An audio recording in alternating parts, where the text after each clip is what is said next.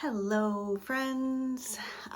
This one is for all of the job seekers out there.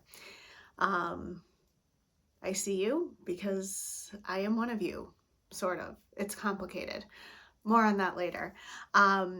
So this is to go with the blog post of the same title called Compassion for the Job Seeker. And now that I am in this position of looking for work,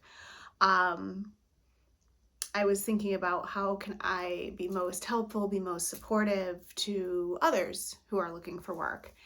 And I went into the corner of my brain and I remembered that back in 2020, a colleague of mine in the Lesley University Mindfulness Studies program was working on a project for, I believe it was her thesis, where she created a YouTube channel called Stress Reduction TV.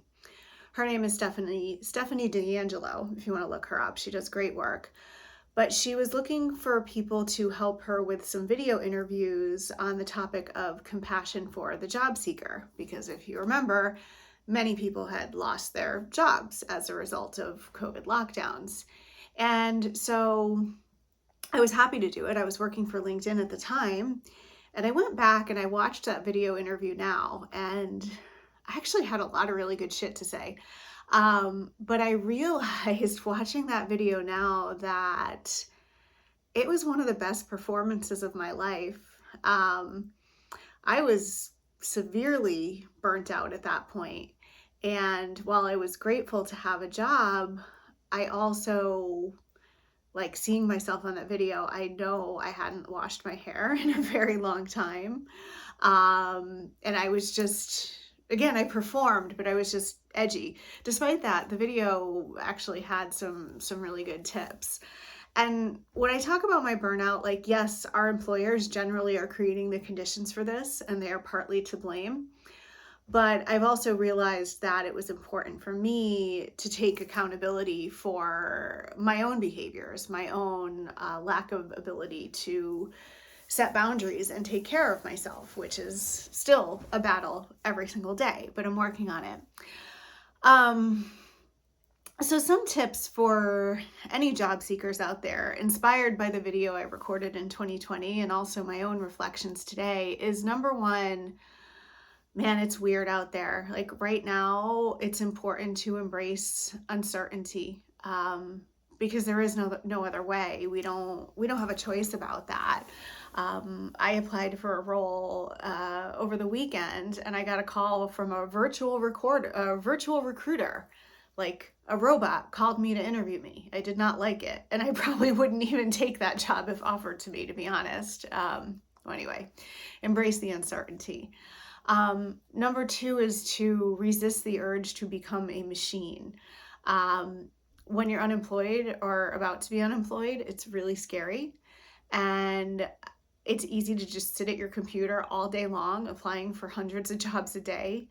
And I've been in that mode, and it's actually not productive. So what I'm trying to do is intentionally apply for 4 to 5 jobs a day tops. And I kind of have an A list and a B list, and I go through it by order of priority. So don't be a machine. Number 3 is really think about the answer to this question. What do you want to be professionally known for? So back when I was in LinkedIn, I used to teach these Rock Your Profile workshops. I have my own version of that now that I teach, but I really love this question, because sometimes it's like, well, I just need to get a job. But, and this may sound like it comes from a place of privilege, and I recognize that. But when one door closes, another could open. It's an opportunity to find something maybe actually better, find something you truly want. And really zeroing in and answering that question, what do you want to be professionally known for, allows you to know what it is that you want to do, know what it is that you want to go for. So play with that question, like take some time with it, write it out in your journal or whatever serves you. And the next one I have, and I cannot even believe I'm saying this, but all the cool kids are using AI, and I'm so conflicted about AI. I think it has the power to do a lot of good in this world, but also a lot of harm. But I will say it has been helpful in writing cover letters. Um, because it can tailor a cover letter based on the job description and your resume in ways you might not have thought of. Now, that said, edit those cover letters for accuracy. Edit them to be written in your voice, right? We don't want to just use AI for everything because it can make mistakes, and it also can just sound really weird and robotic. But it can be really helpful for inspiration, especially when you're writing multiple cover letters. I don't see that as any different as like looking up, Googling cover letter examples or templates, right? It just saves you a little bit of time.